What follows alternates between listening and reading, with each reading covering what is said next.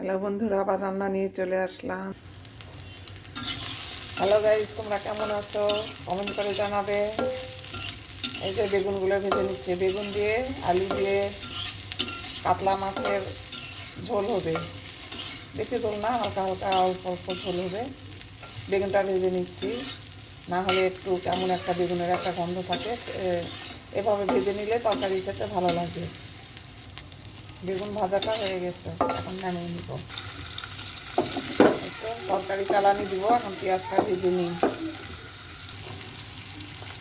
বন্ধুরা দেখো, মাছ ভেজে নেওয়ার কথা মনে নেই, বেগুন ভাজার পরে তরকারি চালানি দিচ্ছি, কিন্তু না, আমার মনে নেই। এই জন্যে ওটা নামিয়ে রেখে আবার এই যে মাছ ভেজে নিচ্ছি।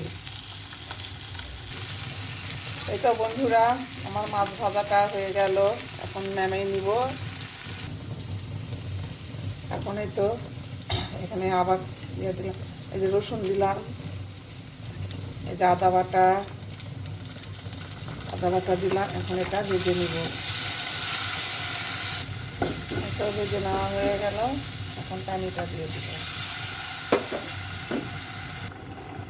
বন্ধুরা, সব মশলা দিয়ে দিলাম এখানে। এখন এই যে কেটে রাখা আলু, নতুন আলু তো ভেজে নিতে হবে না ভেজে, এই জন্য এখানে দিয়ে একবারে এখন এখানে কষাবো। এখানে টমেটো আর আলু সব মশলা কষাই নিচ্ছি।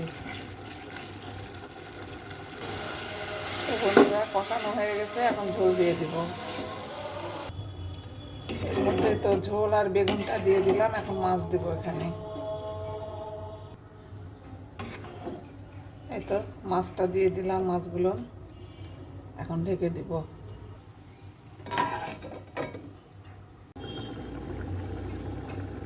বন্ধুরা, আমার তরকারিটা হয়ে গেছে, এখন চুলা অফ করে দিই। কমপ্লিট। দেখো সেই সুন্দর হয়েছে তরকারিটা।